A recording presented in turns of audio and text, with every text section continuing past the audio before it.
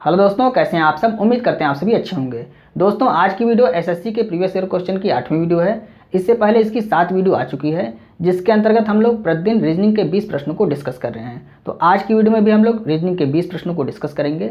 Video काफ़ी important होगा। अगर आप एसएससी एमटीएस 2023 की परीक्षा देने वाले हैं तो आपके लिए और भी उपयोगी होगा। तो आइए आज की वीडियो को स्टार्ट करते हैं। आज का पहला प्रश्न देखते हैं। पहला प्रश्न कह रहा है, एक निश्चित कूट भाषा में HORNS को SRONH और CRUDE को UREDC लिखा जाता है, तो उसी कूट भाषा में FACTOR को किस प्रकार लिखा जाएगा। तो यहाँ पर देख लीजिए, सबसे पहले आप क्या करते हैं, आप कोडिंग करते हैं। लेकिन यहाँ पे आपको कोडिंग करने की ज़रूरत नहीं है। क्यों नहीं है? क्योंकि यहाँ पर जो अल्फ़ाबेट लिखा हुआ है वही अल्फ़ाबेट यहाँ पर भी लिखा हुआ है, केवल स्थान में परिवर्तन कर रहा है। तो एक कोडिंग आप करके देख लीजिए यहाँ पे। तो इसका क्या हो जाता है, H का होता है 8, यहाँ पे 15, 18, 14 और ये 19। यहाँ पर देखिए, अगर इसकी आप कोडिंग करते तो ये 19 हो गया, ये 18 हो गया, ये 15 हो गया, ये 14 हो गया और ये 8 हो गया। अब यहाँ पे अगर आप ध्यान से देखिए तो यहाँ पर किसी भी क्रम में अल्फ़ाबेट नहीं लिखे हैं, लेकिन यहाँ पर एक क्रम से लिखा हुआ है, यानी कि घटते हुए क्रम में लिखा हुआ है। 19, 18, 15, 14, 8। उसी तरह से यहाँ पर भी लिखा जाएगा। आप कोड करके देख लीजिए। यहाँ पर 3 होता है, ये 18, 21 और यहाँ पे 4 और 5। यहाँ देखिए 21, 18, 5, 4 और 3, ये भी आपका एक क्रम से लिखा हुआ है। तो यहाँ पर भी आपको एक क्रम से लिखना है। तो लिख लीजिए। सबसे पहले यहाँ पर देख लीजिए, F का होता है 6, 1, 3, 20, 15 और 18। सबसे पहले आप बड़ी वाली संख्या लिखेंगे, यानी कि 20 को लिखेंगे। उसके बाद 18 को लिखेंगे, फिर 15 को लिखेंगे और उसके बाद 6 को लिखेंगे, यानी कि 15 नहीं लिखना है, यहाँ पे O लिखना है। O लिखेंगे, उसके बाद क्या लिखेंगे, फिर 6 लिखेंगे, मतलब कि F लिखेंगे, उसके बाद C और उसके बाद A। ये आपका राइट आंसर हो गया, TROFCA। TROFCA option number A आपका यहाँ पर राइट आंसर है। केवल आपको अल्फ़ाबेट को क्रम से लिख देना है। यहाँ पे घटते हुए क्रम में लिखा गया तो घटते हुए क्रम में आपको लिखना है। आइए दूसरा प्रश्न देखते हैं।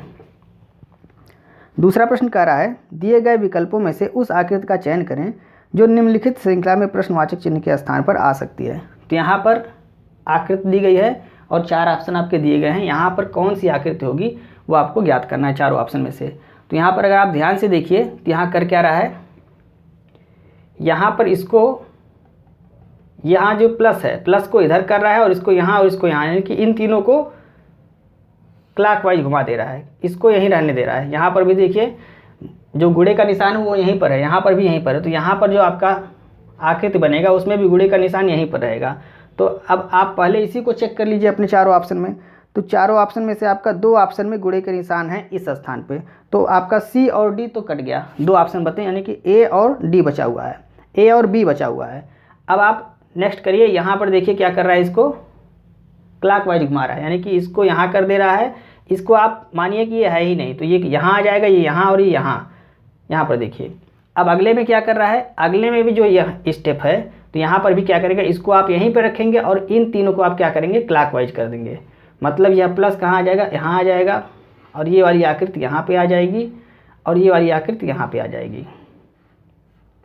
अब इसमें एक चीज़ और आपको ध्यान देना है। क्या ध्यान देना है, यहाँ पर देखिए, जब ये आकृति यहाँ आ रही थी तो इसका जो ब्लैक वाला पोर्शन ऊपर है वो नीचे हो गया है। तो यहाँ पर जो ब्लैक वाला पोर्शन इधर है वो इधर हो जाएगा, यानी कि इधर वाला ब्लैक हो जाएगा। यही फिगर आप देख लीजिए चारों ऑप्शन में से कहाँ पर दिख रहा है। तो आपको चारों ऑप्शन में से 2 को कट गए थे, 2 ऑप्शन, 2 ही बचे थे, A और B।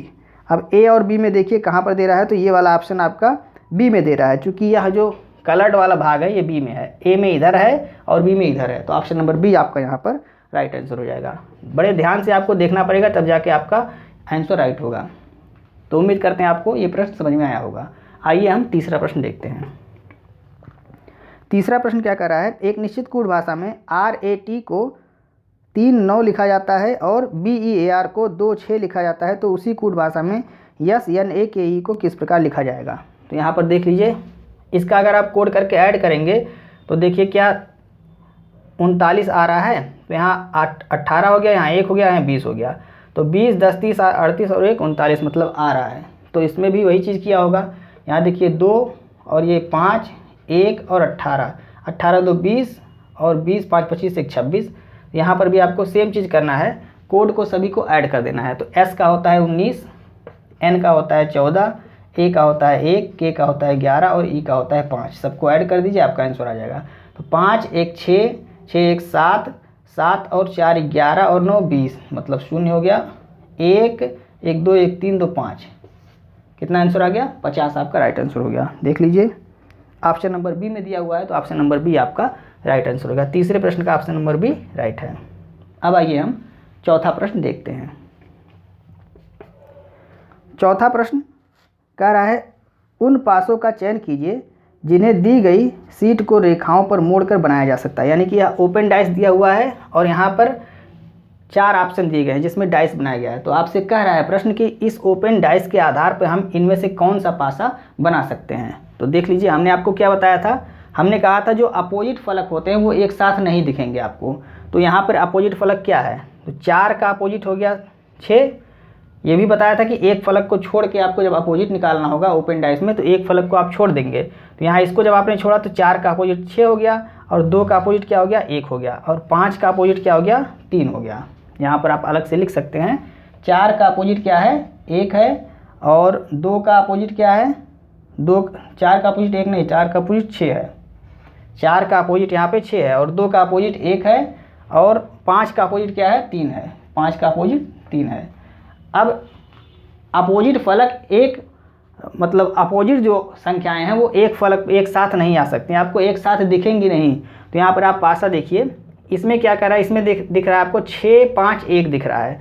यहाँ पर देखिए 6 इसमें हो गया, 5 इसमें हो गया और 1 इसमें हो गया, मतलब किसी का विपरीत एक साथ नहीं दिख रहा है। मतलब ये पासा आपका बन सकता है, बन सकता नहीं, ये पासा बनेगा आपका, सही है।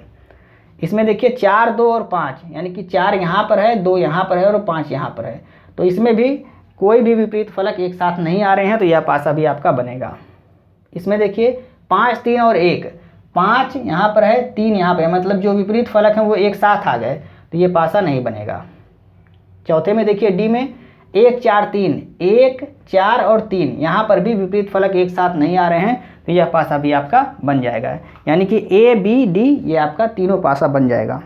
तो ऑप्शन देख लीजिए, तो ऑप्शन में आपका ए बी डी कहीं दिया ही नहीं है, ए और डी दिया हुआ है, तो इसी को आप सही कर दीजिए, ऑप्शन नंबर बी। लेकिन यहाँ पर ये वाला ऑप्शन भी आपको देना चाहिए, ए बी और डी आपको देना चाहिए, यहाँ जो ऑप्शन में देना चाहिए ए बी और डी, लेकिन यहाँ पर दिया है केवल ए डी, तो आप बी को टिक करिए, फिर बाकी और कोई ऑप्शन है ही नहीं। लेकिन यहाँ पे होना क्या चाहिए था, ए बी और डी तीनों सही है, यानी कि तीनों बन सकते हैं। तो उम्मीद करते हैं आप ये प्रश्न को समझ गए होंगे।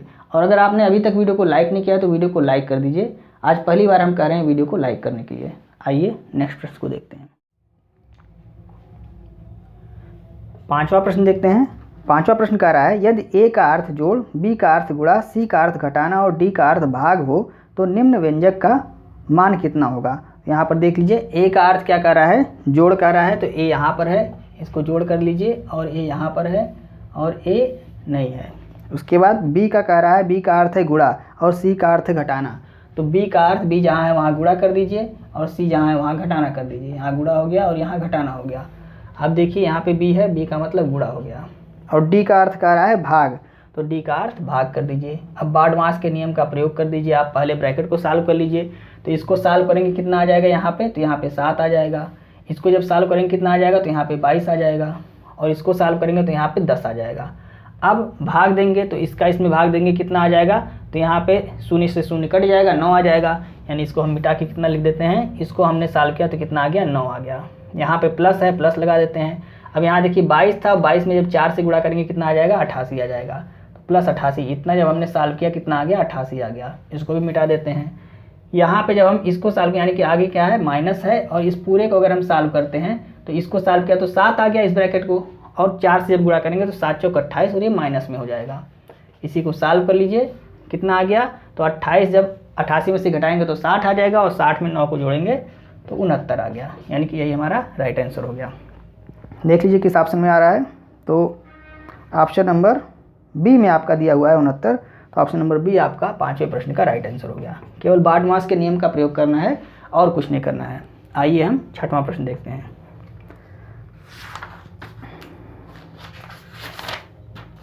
6वां प्रश्न कह रहा है उस विकल्प का चयन कीजिए जिसमें दी गई आकृति सन्निहित है, आकृति को घुमाने की अनुमति नहीं है। तो ये आकृति आपको देखना है चारों ऑप्शन में से किस में आपको दिख रही है। तो यह आकृति आपकी पहले ऑप्शन में ही दिख जा रही है, बाकी और में नहीं है, पहले ऑप्शन में है। मतलब यह आकृति आपकी ऑप्शन नंबर ए में ही दिख रही है। आप ध्यान से देखिए, तो ऑप्शन नंबर ए आपका यहाँ पर राइट आंसर हो जाएगा, बाकी किसी में आकृति नहीं दिख रही है। आइए हम 7वां प्रश्न देखते हैं। 7वां प्रश्न कह रहा है, अरुणिमा ने साहिल से कहा, तुम्हारे साले की इकलौती बहन का पुत्र मेरा नाती है, साहिल का अरुणिमा से क्या संबंध है। तो अरुणिमा ने साहिल से कहा, तुम्हारे साले की, यानी कि साहिल के साले की इकलौती बहन का पुत्र, साहिल के, यहाँ साहिल हो गए, साहिल के साले, यहाँ पे साले हो गए, इनके इसी जनरेशन में आएंगे। और साले की इकलौती बहन, जब इकलौती बहन है, उनकी एकमात्र बहन है, तो इनकी क्या हो जाएगी, पत्नी हो जाएगी। यानी कि जो बहन है इनकी, ये इनकी बहन है और इनकी क्या हो जाएगी, इनकी पत्नी हो जाएगी। ये प्लस हो गए और ये माइनस, यानी कि फीमेल हो गई। और इनका पुत्र, इनका जो पुत्र है, इनका जो पुत्र है वो क्या है, वो अरुणिमा का नाती है। तो अरुणिमा का नाती कौन होगा, यानी नाती किसको कहते हैं, बेटी के पुत्र को क्या कहते हैं, नाती कहते हैं। तो बेटी यानी कि इनकी माँ यहाँ ऊपर होंगी, और ये माँ कौन है, यही अरुणिमा है, ये अरुणिमा है। तो अरुणिमा का ये नाती हो गया। अब आपसे प्रश्न क्या पूछ रहा है, प्रश्न पूछ रहा है कि साहिल का अरुणिमा से क्या संबंध है।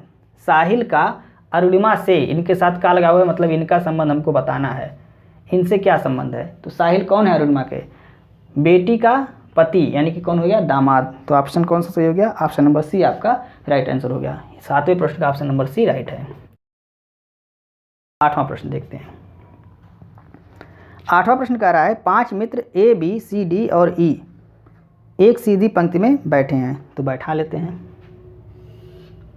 1 2 3 4 5 लोग बैठे हैं। इधर क्या हो गया, राइट हो गया, और इधर हो गया लेफ्ट हो गया। ए और बी एक दूसरे के बगल में बैठे हैं। ए और बी एक दूसरे, यहाँ हम लिखते हैं ए और बी एक दूसरे के बगल में बैठे हैं, किसी तरफ हो सकते हैं, अभी कंफर्म नहीं है। आगे क्या रहा है, बी ए और सी के बीच में बैठा है। बी जो है वो ए और सी के बीच में बैठा है। तो बी ए और सी के बीच में बैठा, तो सी इधर हो गया। आगे क्या कर रहा है, ए डी के बाईं ओर तीसरे स्थान पर बैठा है। अब ए जो है वो डी के बाईं ओर तीसरे स्थान पे है, तो डी के बाईं ओर तीसरे, बायां इधर आएगा, चूंकि ये लेफ्ट है तो इधर आपका डी बैठेगा। और तीसरे स्थान पे है, तो डी अगर यहाँ बैठाते हैं तो 1 2 3, तीसरे स्थान पे कौन बैठा है, ए बैठा है। फिर से देख लीजिए, कह रहा है ए डी के बाईं ओर तीसरे स्थान पे है, तो डी के बाईं ओर 1 2 3 तीसरे स्थान पे ए बैठा हुआ है। अब कह रहा है डी दाएं सिरे से दूसरे स्थान पर है। अब डी जो है वो दूसरे स्थान पे, मतलब यहाँ पर दाएं सिरे पे एक स्थान खाली है और 5 मित्र हैं, तो अब पांचों का स्थिति आपको पता हो गया। यहाँ ए हो गया, यहाँ बी हो गया, यहाँ सी, यहाँ डी, और यहाँ पे जो एक बचा हुआ है, कौन बचा हुआ है, ई बचा हुआ है, तो ई आपका यहाँ पर बैठ गया। अब देखिए क्या पूछ रहा है आपसे, बाएं सिरे से तीसरे स्थान पर कौन बैठा है, बाएं सिरे से तीसरे स्थान पे। तो बाएं सिरे से तीसरा, 1 2 3, तीसरे स्थान पे कौन है, सी बैठा है। तो ऑप्शन नंबर कौन सा सही हो गया, ऑप्शन नंबर बी आपका यहाँ पर राइट आंसर हो गया। 8वें प्रश्न का ऑप्शन नंबर बी राइट हो गया। उम्मीद करते हैं आपको प्रश्न समझ में आ रहे होंगे। यदि आपको प्रश्न समझ में आ रहे हैं तो आप वीडियो को लाइक जरूर कीजिएगा। आइए 9वां प्रश्न देखते हैं। 9वां प्रश्न कह रहा है, उस विकल्प का चयन कीजिए जिनमें दी गई संख्याएं आपस में उसी तरह से संबंधित हैं जिस प्रकार दिए गए समुच्चय की संख्याएं आपस में संबंधित हैं। तो यहाँ पर एक समुच्चय दिया गया है 7 और 308 और 11। ये इंपॉर्टेंट प्रश्न है, इसको आप ध्यान से देखिएगा। यहाँ का क्या रहा है, इसमें जो संबंध वही संबंध आपको इनमें चारों ऑप्शन में ढूंढना है किस में आ रहा है। तो यहाँ पे देखिए कर क्या रहा है, यहाँ पर आपका ये जो 308 है, इसमें जो रिलेशन बन रहा है, 308 को इससे और इससे पूरी तरह से काट रहा है और ये कट जा रहा है। तो यहाँ देख लीजिए काट के, मतलब 308 पहली संख्या से और आखिरी संख्या से पूरी तरह से विभाजित हो जा रहा है। यही संबंध आपको इनमें से देखना है। यहाँ देख लीजिए विभाजित हो रहा है कि नहीं। तो 308 मतलब 7 7 चौक 28 और 7 चौक 28, 44 बार में 7 से कट जाएगा, और 11 से 11 दूनी 22 और 11 अठे 88, 28 बार में वो 11 से कट जाएगा। मतलब यहाँ पे यही रिलेशन दे रहा है कि जो पहली संख्या है और आखिरी संख्या है, इन दोनों से बीच वाली संख्या पूरी तरह से विभाजित होनी चाहिए। अब आप इन चारों ऑप्शन में देख लीजिए कौन सा ऐसा हो रहा है। तो यहाँ 9 है तो 9 से 160 विभाजित नहीं होगा, ये तो होगा नहीं। यहाँ ये 16 है और यहाँ 6 है, तो अगर इससे आप करिए तो 6 से, तो 6 से ही ये नहीं विभाजित होगा। 6 से अगर देखिए तो 6 से 6 तो यहाँ 18 और 5 59 हो गया, 59 कटेगा नहीं 6 से, तो यह भी नहीं होगा। यहाँ देखिए, यहाँ 9 से तो 9 यहाँ 27 और 5 54, 9 6 54, 9 से तो कट जाएगा। अब 12 से, 12 दूनी 24, 24 और 8 84, 12 से 84। ऑप्शन नंबर सी आपका राइट आंसर होगा, क्योंकि यह जो बीच वाली संख्या है यहाँ पर, ये 12 से भी कट रही है और 9 से भी पूरी तरह से कट जा रही है। तो जो रिलेशन यहाँ पे बन रहा है वही रिलेशन आपने यहाँ पे खोज लिया। ऑप्शन नंबर सी आपका यहाँ पर राइट आंसर हो गया। 9वें प्रश्न का ऑप्शन नंबर सी राइट है। उम्मीद करते हैं आपको समझ में आ रहा होगा। आइए हम नेक्स्ट प्रश्न को देखते हैं। 10वां प्रश्न देखते हैं। 10वां प्रश्न कह रहा है 214 कर्मचारियों वाले एक संगठन में 120 ने क्ले मॉडलिंग में भाग लिया और 130 ने पोस्टर मेकिंग में भाग लिया। 36 कर्मचारियों ने क्ले मॉडलिंग और पोस्टर मेकिंग दोनों में भाग लिया। यदि प्रत्येक कर्मचारी ने 2 गतिविधियों में से कम एक में भाग लिया तो कितने कर्मचारियों ने केवल पोस्टर मेकिंग में भाग लिया। आपसे पूछ रहा है केवल पोस्टर मेकिंग में कितने लोगों ने भाग लिया। तो टोटल कर्मचारी आपके कितने हैं, 214। ये कितने हैं, ये टोटल हैं। अब आपसे कह रहा है कि इसमें जो क्ले मॉडलिंग है, एक हो गया क्ले मॉडलिंग, यहाँ CM से हो गया क्ले मॉडलिंग, और दूसरा कह रहा है पोस्टर मेकिंग। ये हो गया पोस्टर मेकिंग, यानी कि P और M से हो गया पोस्टर मेकिंग।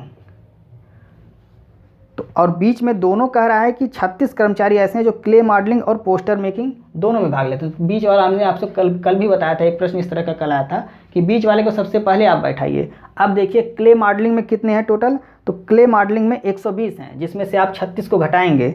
तो 36 को जब आप 120 में से घटाएंगे तो कितना हो जाएगा, तो 20 घट गया 16, यानी कि 84।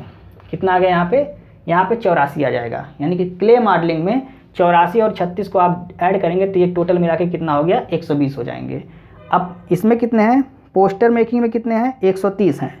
तो 36 को आप घटाएंगे 130 में से कितना आ जाएगा, तो यहाँ पे 94 आ जाएगा। अब 94 और 36 को अगर आप ऐड करेंगे तो इन टोटल में कितने आ जाएंगे, 130 आ जाएंगे।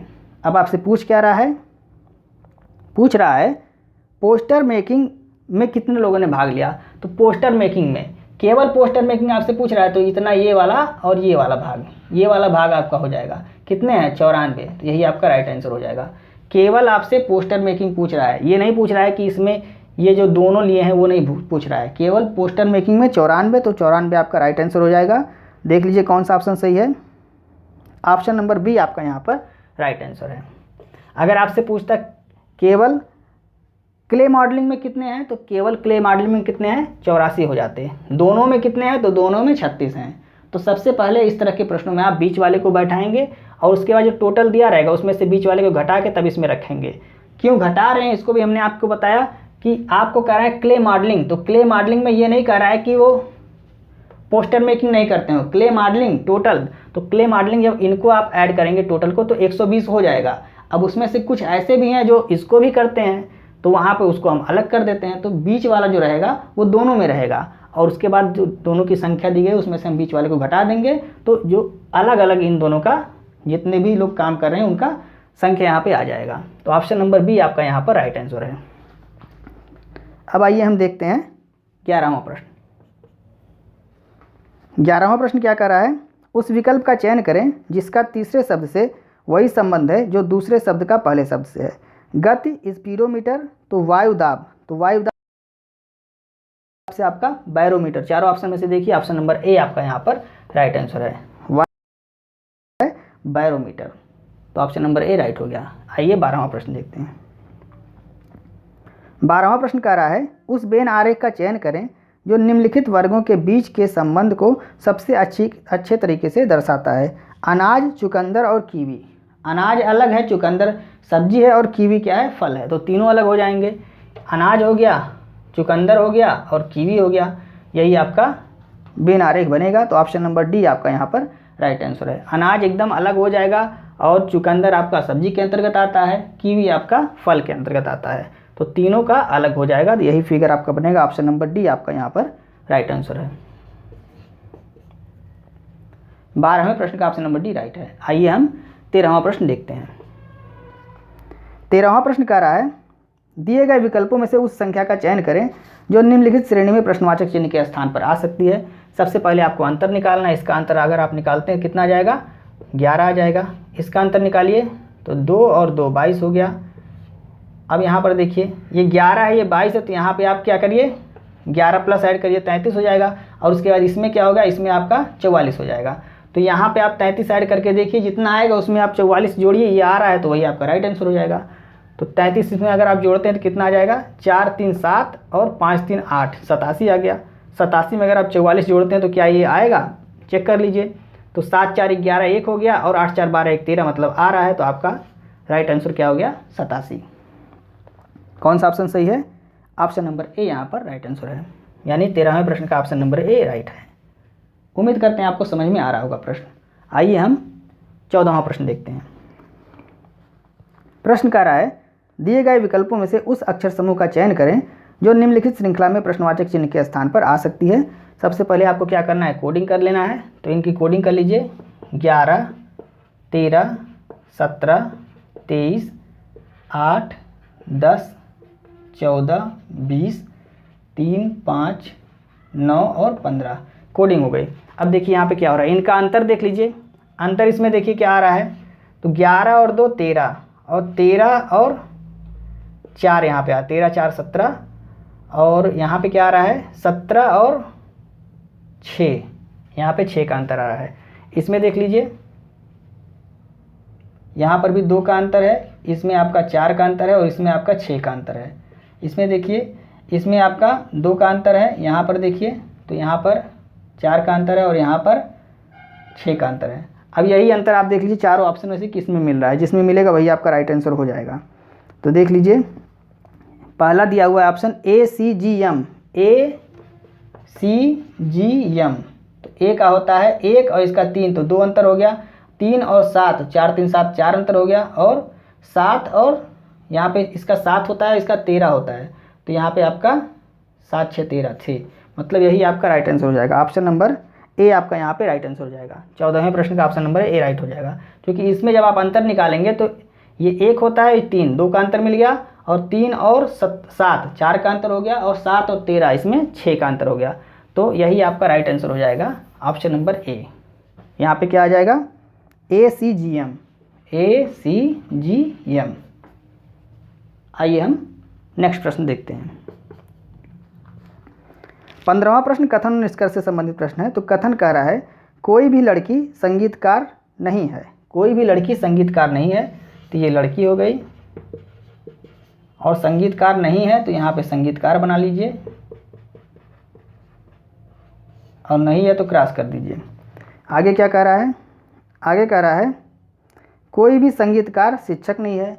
अब कोई भी संगीतकार ये शिक्षक नहीं है तो इसको भी आगे बनाइए, शिक्षक नहीं है तो क्रॉस कर दीजिए। अब तीसरा कथन कर रहा है सभी सितारे संगीतकार हैं, सभी सितारे संगीतकार हैं, मतलब संगीतकार के अंदर सितारे आएंगे। तो इसको थोड़ा सा और बड़ा कर लीजिए और इसके अंदर आप क्या बना लीजिए, यहाँ पे सितारे, सितारे। तो सभी सितारे, ये सब सितारे हैं, ये सभी क्या हैं, ये संगीतकार हैं। सभी सितारे संगीतकार हैं, तो संगीतकार के अंदर आपके सितारे आ गए। अब देखिए निष्कर्ष क्या कह रहा है। निष्कर्ष कह रहा है पहला, कोई भी सितारा लड़की नहीं है, कोई भी सितारा, सितारा इसके अंदर है, लड़की नहीं है। तो इस पूरे के बारे में हमको जानकारी मिली है कि ये लड़की नहीं है और इसके अंदर सितारा है, तो सितारा भी लड़की नहीं होगा। तो पहला निष्कर्ष आपका राइट हो गया। क्यों नहीं होगा, क्योंकि इस पूरे के बारे में हमको जानकारी है और यह इस पूरे के अंदर ही सितारा है, तो इसलिए पहला निष्कर्ष आपका राइट हो जाएगा। दूसरा, कोई भी सितारा शिक्षक नहीं है। अब कोई भी सितारा शिक्षक नहीं है, तो इसके भी बारे में हमको पूरे के बारे में जानकारी है कि यह पूरा संगीतकार शिक्षक नहीं है और इस संगीतकार के अंदर कौन आ रहा है, सितारा आ रहा है, मतलब दूसरा भी आपका राइट हो गया। दूसरा निष्कर्ष भी आपका राइट हो गया। तो यहाँ पे ऑप्शन कौन सा सही हो जाएगा, दोनों ही निष्कर्ष पालन करते हैं। ऑप्शन नंबर सी आपका राइट आंसर हो गया। यानी 15वें प्रश्न का ऑप्शन नंबर सी आपको यहाँ पे राइट करना है। आइए हम नेक्स्ट प्रश्न को देखते हैं। 16वां प्रश्न देखते हैं। प्रश्न कह रहा है मनोज कपिल के पिता हैं। तो मनोज जो है वो कपिल के पिता हैं, यहाँ लिख लीजिए, मनोज ये कपिल के पिता हैं। आगे क्या कह रहा है, कपिल माया का इकलौता बेटा है। अब माया का बेटा है और पिता कौन है, मनोज, तो माया कौन हो जाएंगी, माया इनकी पत्नी हो जाएंगी। ये फीमेल हो गए, ये मेल हो गए। और कपिल, कपिल इकलौता कौन है, इकलौता बेटा है, तो बेटा है तो ये भी आपका मेल हो गया। आगे देखिए क्या कह रहा है, आगे कह रहा है काव्या माया की बेटी है। काव्या जो है वो माया की बेटी है। माया की बेटी कौन है, काव्या है। मतलब ये दोनों क्या हो गए, भाई बहन हो गए। चूँकि माता पिता इनके दोनों एक ही हैं तो दोनों क्या हो गए, भाई बहन हो गए। अब आगे क्या कह रहा है, नेहा काव्या की इकलौती बेटी है। नेहा काव्या की इकलौती बेटी है, तो नेहा यहाँ पे हो गई, काव्या की इकलौती बेटी हो गई। अब आपसे पूछ रहा है कि कपिल का नेहा से क्या संबंध है। कपिल का नेहा से संबंध, इनका संबंध पूछ रहा है, तो ये क्या है इस नेहा के, तो ये क्या हो गए, मामा हो गए। क्यों मामा हो गए, क्योंकि कपिल इनके भाई हैं और इनकी ये पुत्री है नेहा, तो कपिल क्या हो गए, नेहा के मामा हो गए। तो देख लीजिए ऑप्शन नंबर कौन सा सही है, ऑप्शन नंबर डी आपका यहाँ पर राइट आंसर, यानी कि 16वें प्रश्न का ऑप्शन नंबर डी आपका राइट है। उम्मीद करते हैं आपको समझ में आया होगा। आइए 17वां प्रश्न देखते हैं। 17वां प्रश्न कह रहा है उस विकल्प का चयन करें जो तीसरी संख्या से उसी प्रकार संबंधित है जिस प्रकार दूसरी संख्या पहली संख्या से संबंधित है। तो यहाँ कह रहा है 154:10 समानुपाते 261 अनुपाते क्या होगा। ऑप्शन भी अगर आप देखिए तो ऑप्शन काफ़ी छोटे हैं, तो काफ़ी छोटे हैं मतलब यहाँ पे 8, 9, 10 और 7 यही ऑप्शन आपके आ रहे हैं। तो यहाँ पे आपको करना क्या है, तो इसको अगर आप देखिए ध्यान से तो 4, 1, 5 और 5 10 और 10 को ऐड करके यहाँ पर लिख दिया, यानी कि इस संख्या के सभी अंकों को ऐड करके यहाँ पर लिख दिया है। तो यहाँ पर इसको अगर आप ऐड कीजिए तो 6, 2, 8 और 8, 1, 9, यानी कि यहाँ पर क्या हो जाएगा 9, यहाँ पर क्या हो जाएगा 9 हो जाएगा। देख लीजिए ऑप्शन आपका, ऑप्शन नंबर बी आपका यहाँ पर राइट हो जाएगा, यानी कि 17वें प्रश्न का ऑप्शन नंबर बी आपका राइट हो जाएगा। आइए हम 18वां प्रश्न देखते हैं। प्रश्न कह रहा है उस विकल्प का चयन करें जिसमें दी गई आकृति अंतर्निहित है, घुमाने की अनुमति नहीं है। चारों ऑप्शन को आपको देखना है और इस आकृति को चारों ऑप्शन में से ढूंढना है किस ऑप्शन में वो आकृति दी गई है। तो इसका आंसर आप कमेंट करके बताएंगे। 18वें प्रश्न का कमेंट करके आप बताएंगे। आइए हम 19वां प्रश्न देखते हैं। 19वां प्रश्न कह रहा है अक्षरों के उस संयोजन का चयन करें जो दी गई श्रृंखला के रिक्त स्थान में क्रमिक रूप से रखे जाने पर श्रृंखला को पूर्ण करेगा। तो हमने आपको क्या बताया था कि जो यहाँ पे अल्फ़ाबेट दिए गए उन्हीं को आप ध्यान से देखिए, आपको यहाँ पे जो फिल करना है वो अपने आप मिल जाएगा। तो यहाँ पर देखिए ADFB है, यहाँ पर DFB और उसके बाद A है, यानी कि B के बाद क्या आ रहा है, A आ रहा है, B के बाद क्या आ रहा है, A आ रहा है। आगे देखिए यहाँ पे अब A के बाद क्या है, D है, तो A के बाद D को फिल कर दीजिए और DFBA और फिर D है और D के बाद क्या है, F है, यानी कि यहाँ पर F भर दीजिए। तो अब यहाँ पे क्या रहेगा, यहाँ पर देखिए A के पहले क्या है, A के पहले B है, यहाँ पर भी A के पहले B है और A के पहले B है, तो यहाँ पे B को फिल कर दीजिए। तो BADF और BADF मतलब आपको एक सीरीज़ मिल गई। आपने फिल क्या किया है, यहाँ देख लीजिए, आपने फिल किया है B, A और D और F, BADF यही आपने फिल किया है। ऑप्शन देख लीजिए BADF ऑप्शन नंबर डी में दिया हुआ है, तो ऑप्शन नंबर डी आपका 19वें प्रश्न का राइट आंसर हो गया। अब आइए हम 20वां प्रश्न देखते हैं। 20वां प्रश्न कह रहा है 4 अक्षर समूह दिए गए हैं जिनमें से 3 किसी तरह से संगत हैं और कोई एक असंगत है, असंगत अक्षर समूह का चयन करें। तो यहाँ पर अगर आप ध्यान से देखें तो स्वर और व्यंजन से आप इसको नहीं पहचान सकते, क्योंकि केवल यहीं पर स्वर दिया हुआ है और यहाँ पर बाकी सब में नहीं दिया हुआ है। तो आपको यहाँ पे कोडिंग करना है, कोडिंग कर लीजिए 18, 21, 23, 19, 22, 25, 10, 13, 15, 14, 17 और 19। अब इसमें अंतर आप देख लीजिए, तो 18 और 3, 18, 3, 21 होता है और 21 और यहाँ पे क्या हो गया 21, 2, 23। इसमें देखिए तो 19 और 3, यहाँ पर 3 का अंतर आ गया और 22 और 3, 25, यहाँ 3 का अंतर हो गया। अब इसमें एक और आप चेक कर लीजिए, तो 10 और 3, 13 और 13 और 2, 15। तो यहाँ पर 3, 2 है, यहाँ पर 3, 2 है, मतलब यहाँ 3, 3 है, तो ये आपका राइट आंसर हो गया। क्यों राइट आंसर हो गया इसको आपको चेक नहीं करना है, क्योंकि 4 में से एक ही डिफरेंट है, तो 2 एक तरह से मिल गए, तो यही आपका राइट आंसर हो गया, यानी कि आपका ऑप्शन नंबर बी यही डिफरेंट है, यही आपका राइट हो गया। तो 20वें प्रश्न का ऑप्शन नंबर बी आपका राइट हो गया। तो उम्मीद करते हैं आज के 20 प्रश्न आपको समझ में आए होंगे। यदि आपको कोई प्रश्न समझने में परेशानी हो रही है तो आप उसे कमेंट करके बता सकते हैं। उस प्रश्न को हम नेक्स्ट वीडियो में डिस्कस कर लेंगे। तो आज की वीडियो अगर आपको अच्छी लगी तो आप इसे अपने दोस्तों को भी शेयर करें और वीडियो को लाइक और सब्सक्राइब करना ना भूलें। अगर चैनल को अभी तक आपने सब्सक्राइब नहीं किया, चैनल को सब्सक्राइब कर लें। और 6 बजे शाम को एक क्लास आ रही है करंट अफेयर्स की, उसको भी आप जरूर देखा करें। मिलते हैं नेक्स्ट वीडियो में।